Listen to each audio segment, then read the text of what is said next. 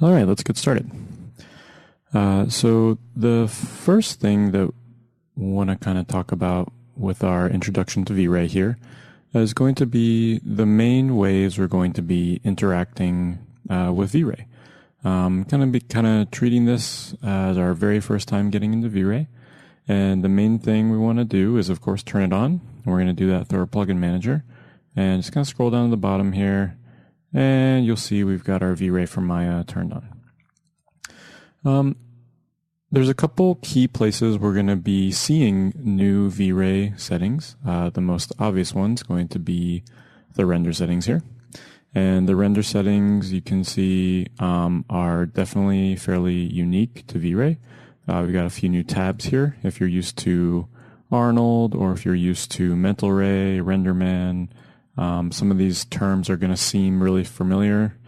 It's a lot of the same ideas from any modern renderer inside of V-Ray.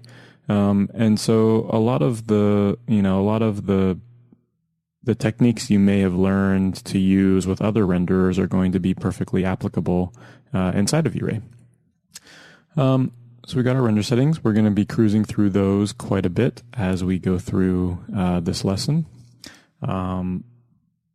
Next, what we've got, if we go over and just let's just browse over to our node editor here, and we'll just do a create node. All my windows are on the other side. You can see inside of our create node menu, we do have a whole bunch of new V-Ray materials. And there's quite a bit of new stuff inside of V-Ray 3 as well that we're going to be going over as far as the materials are concerned.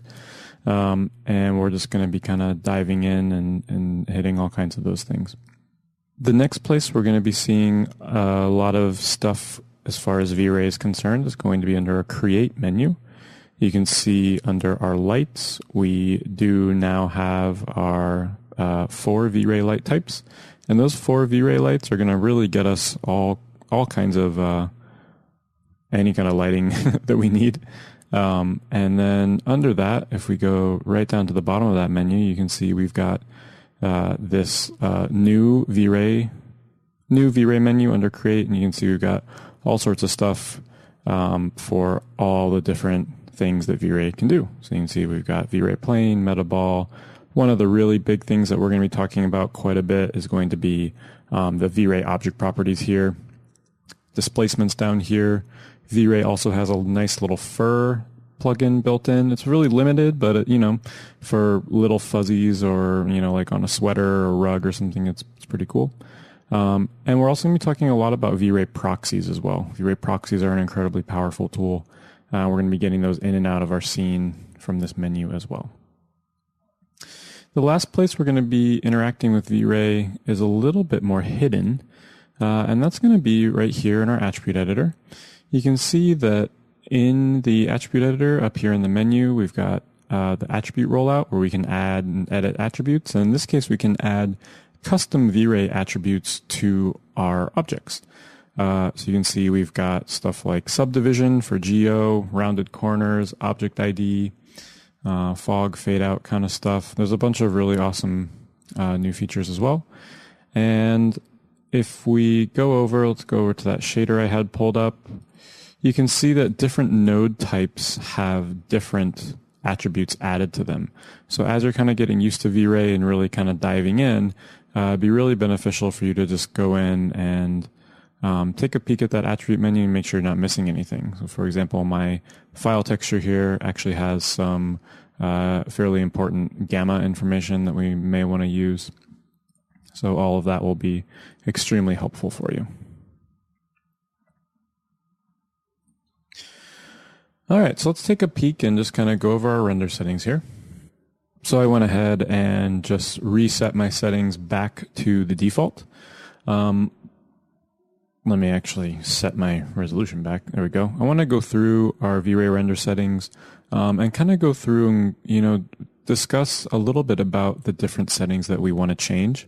One of the new things that happened in V-Ray 3 is the render settings actually got a really nice default set of values placed on them. So there's actually not a ton that we need to really talk about, but I'm still going to kind of go tab by tab here since it's an introduction DVD, and just kind of go through each render global here and just kind of touch base on it at the very least. When I'm inside of V-Ray, one of the first things I do is always set my image format to EXR. You can also set it to EXR multi-channel. That's your own personal preference. And actually, this was my resolution that I wanted to work at here for my render. There's also some specific image format options you can access by clicking that button right there. So you can see for my EXR, you can do like auto data window, which will put the nice little crop box around your objects in your EXR.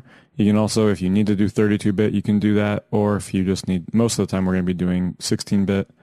You can also choose the compression type, which also has been set to scanline zip as the default, which is recommended for Nuke. Just kind of scrolling down here, something that's a little bit hidden and a little bit different about V-Ray. If you need to render an image sequence, you do need to turn on the animation checkbox. And if you turn on the animation checkbox, you also need to turn on this render animation only in batch mode. If you're dealing, most of the time, we want to go over to our rendering subset of menus here and go up to render, batch render if we want to launch this sequence. And without that checked, it's actually just going to render each frame right in your V-Ray frame buffer, which usually is not ideal since we want to be using our file name prefix. Just so that, that's definitely worth mentioning. Another thing really quick worth mentioning is going to be there are some new flags that are more unique to V-Ray. So rather than like render layer, it just says layer, for example.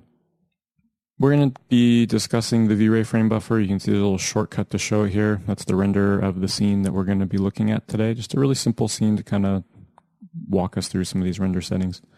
But a nice default now inside of V-Ray 3 is that we're going to be using this V-Ray frame buffer by default. So let's bounce over to the next tab here. Just kind of cruise down through. You can see there's a couple options. So some of the Maya users, as a Maya user, you may be used to hitting 3 on an object to smooth it. If you want to maintain that functionality, you can turn on render viewport subdivision. V-Ray does have its own subdivision built in that's actually pretty nice. So most of the time, I actually leave this off when I'm doing actual lighting work. But for convenience, it's definitely nice to just kind of turn on as you need it, all kinds of stuff inside of the advanced options as well. You can see you can turn off things like reflection, glossy effects.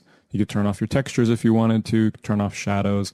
We're actually going to be touching on some of this stuff in a later chapter as well. The image sampler section right here actually gets a chapter dedicated completely to its functionality here. The adaptive, now it's just called adaptive mode. It used to be called the adaptive DMC. But this is essentially going to be how we're controlling the overall quality of our image with some additional controls right here in the DMC sampler section. But honestly, most of the time I deal personally with all of that stuff in this adaptive section up here, and I usually just leave this stuff alone. The environment rollout section is pretty nice. You can turn on this override environment, and you can see we've got a nice ray switch built in where we can map in an HDRI to GI texture, reflection texture, refraction texture, also background, which is cool. And you can just kind of flip through this stuff yourself. You can kind of get a nice idea of it. We've got like depth of field, motion blur. There's a built-in V-Ray sun and sky section. We're going to be talking about that a little bit later as well. And a lot of this stuff don't ever really need. If you do want a shelf, I don't actually really use it, but you can see if I click this little add button right here, or sorry, create, replace. I told you I don't really use it that much, but maybe handy for some of you guys. If you're a shelf user, I tend to be more of a menu person myself, but that's right there. The GI tab, where you're gonna turn on your GI, which is cool. And this actually is going to have a chapter completely dedicated to itself as well. Just really briefly in this introduction, I am going to be setting my secondary bounce to light cache, which is an approximated secondary bounce. And I'm going to set my irradiance map to just medium quality so that it's one less pass, so it renders a little bit faster.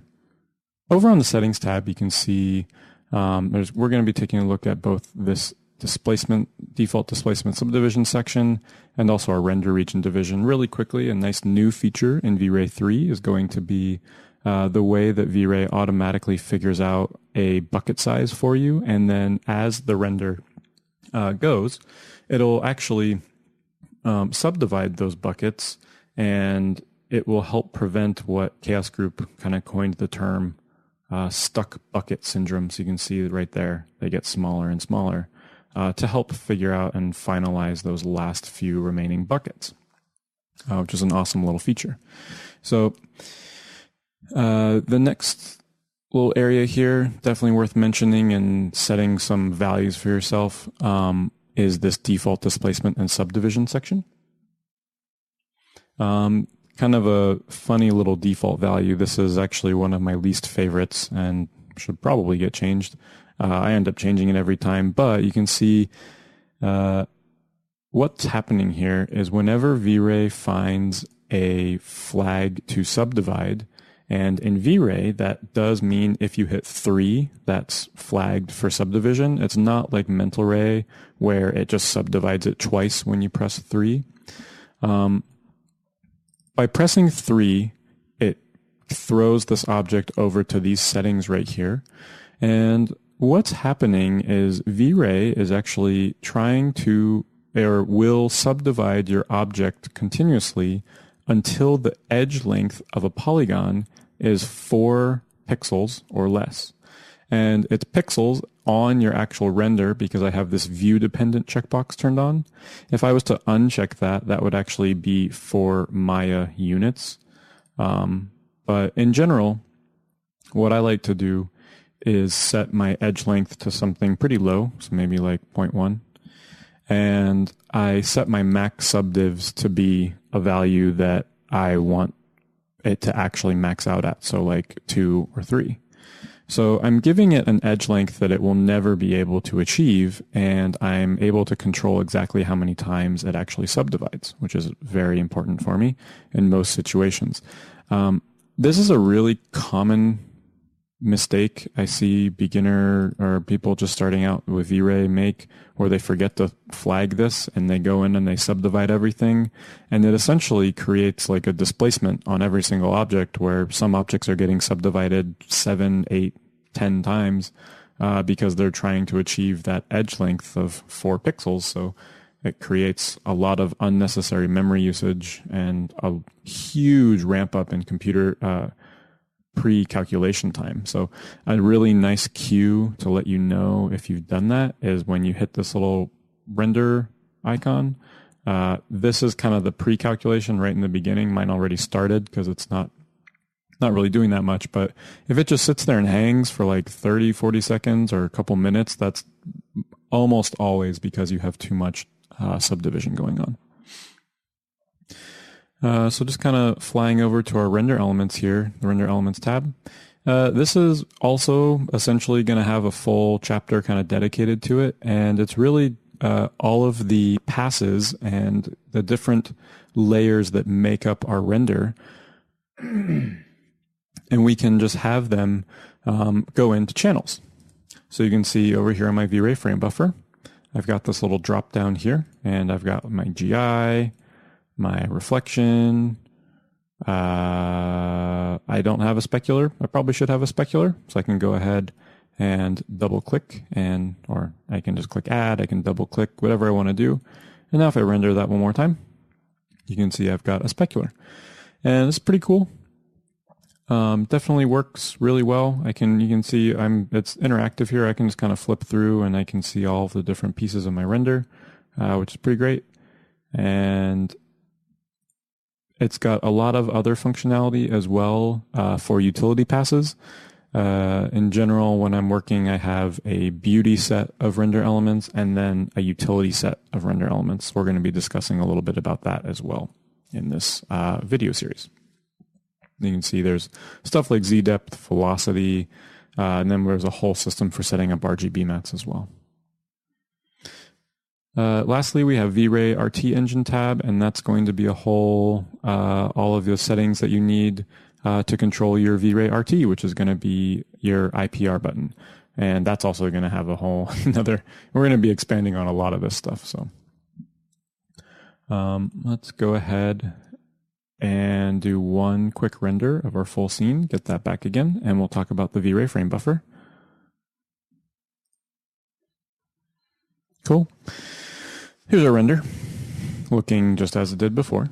And in the next part of the video here, we need to talk about this V-Ray frame buffer. This V-Ray frame buffer is one of the best parts of V-Ray, in my opinion. It's a really amazing replacement to the relatively crappy Maya render view. This thing that's over here, that we don't even really need it anymore. And it's because the V-Ray render view does all the same stuff and way, way, way more. So right off the bat, one of the really nice features, you actually may have already seen, I don't believe it's on by default, but this track mouse while rendering makes it so that another right here is your render region button, since I just clicked it. As I click render, you can see that that's actually, those buckets are following wherever my mouse goes. And that seems almost a little gimmicky maybe right from the start. If you know, it's not.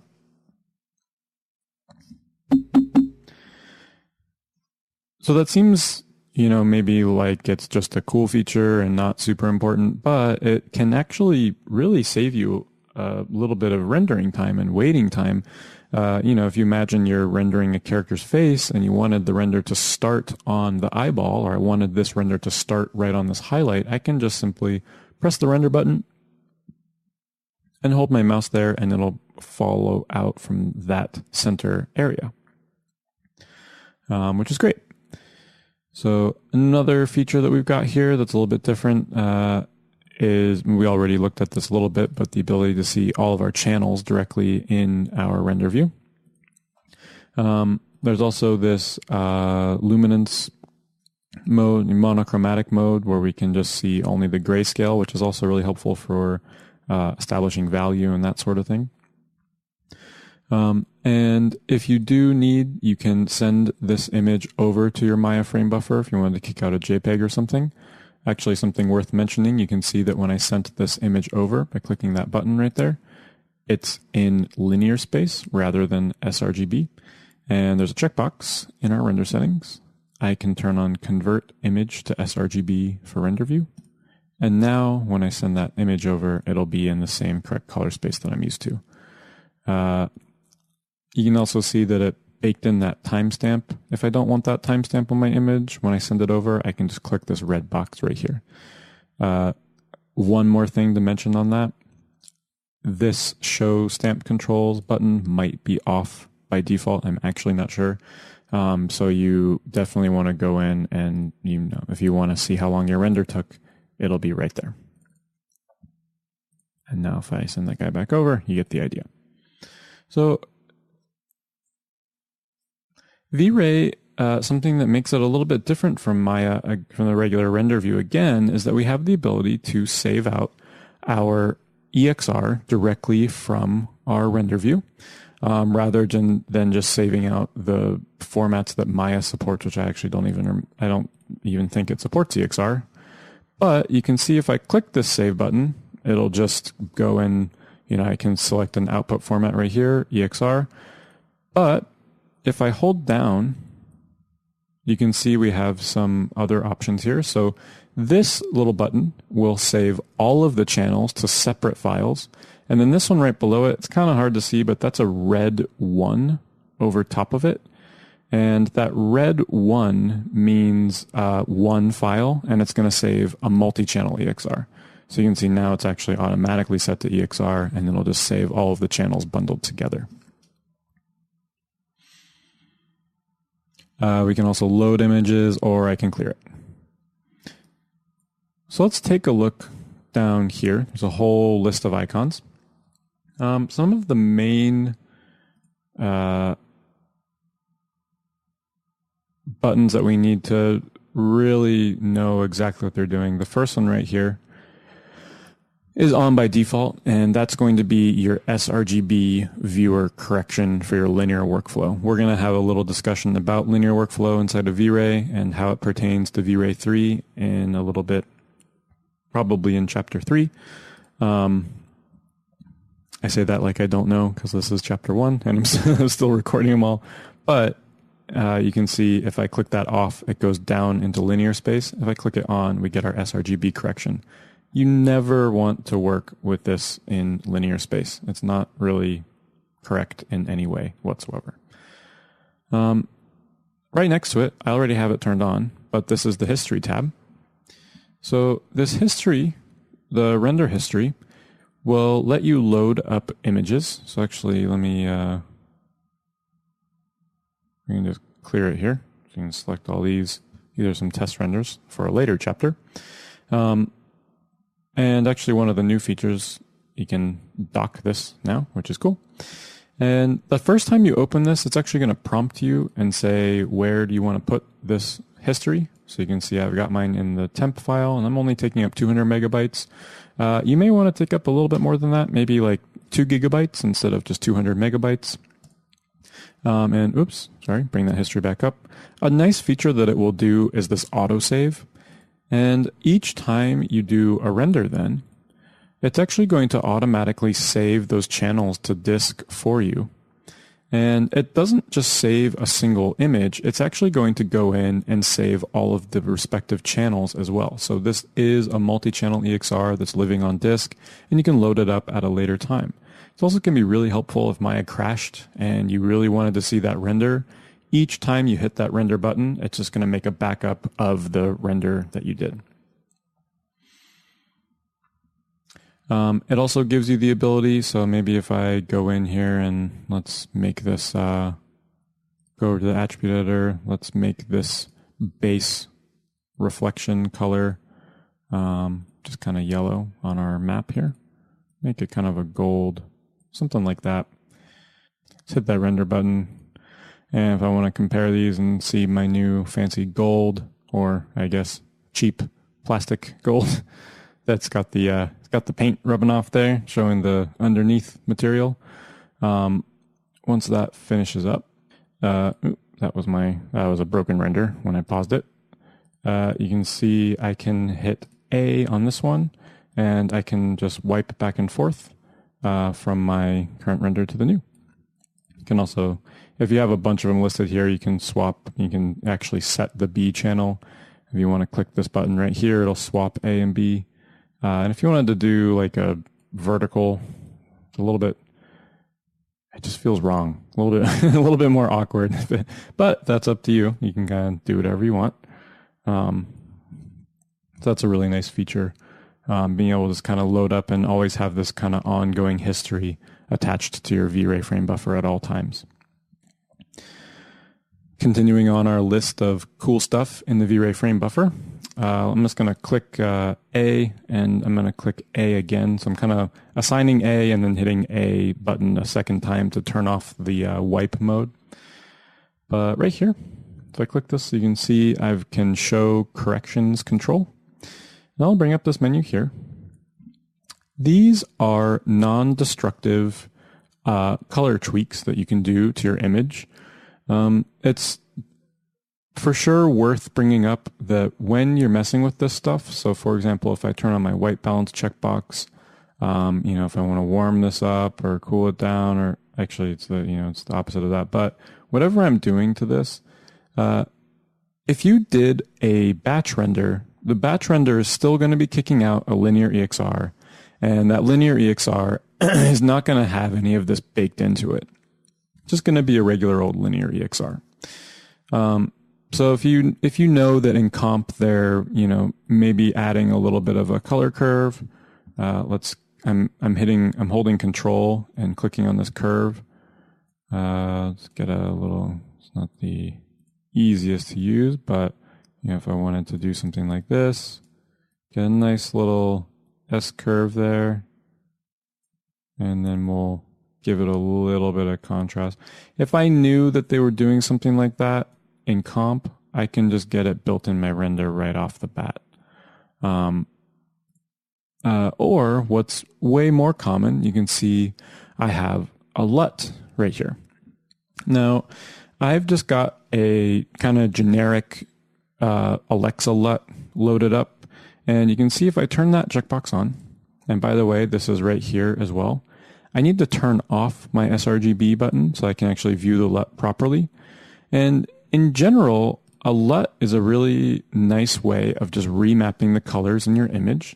You can see my yellow got a little funkier. So there, if this is actually a film, if there's an Alexa LUT, so it's going to be doing something a little bit different to some of the reds. This has got a little bit of orange in it. So the really amazing thing about this is you can see it's properly rolling off this highlight to be more like a film camera. Not a film camera, but a video camera. And so if I flip back to just sRGB, you can see that curve is just kind of, this value is going pretty high, so it's clipping out. But when I turn on the LUT, it's actually I can look in here and I can see all of the detail of that reflection pass laying underneath, which is pretty awesome. So let's turn that back off. We'll just flip back over to sRGB for now. So a lot of these are corresponding. You can see there's white balance, HSL, color balance, histogram. There's our color curves. There's a little exposure setting. If you want to load up a background image, you can do that, which is pretty cool. We've got our LUT, and then there's some stereo camera options as well that if you're going to be doing that, you can play around with it. There's also this little post-process lens effects. Again, I don't actually remember ever using this, but it's there, and you can see if I crank up let's turn the size down a little bit, and you can just kind of play around with it. If you wanted to get a little bit of bloom, there's also this glare effect. So it's just if you know for some reason that you want this or that the compositors are doing this or something, you can have it on. I've never had it on, but it's there. The only time I see people use this is people who don't really use compositing. They're not doing this stuff in Nuke, so they want to utilize it inside of V-Ray and just send this. And, this image you can just send right to client with a little bit of this turned on. So let's actually turn off the bloom effect, turn off the glare effect, and then we can just close that little menu. So that's really the V-Ray frame buffer. And we're going to be talking, a lot of these same ideas. This is, just our intro chapter here, just kind of going over the really basics. Just so that we're all kind of on the same page as I'm kind of moving through some of these other parts like materials and, going over the adaptive DMC and getting into render layers and object properties and just kind of expanding on the whole rest of the features that V-Ray has to offer. So we will continue on and we'll probably talk about the adaptive DMC. And we'll do a little bit of linear workflow and materials in the coming chapters. So stay tuned.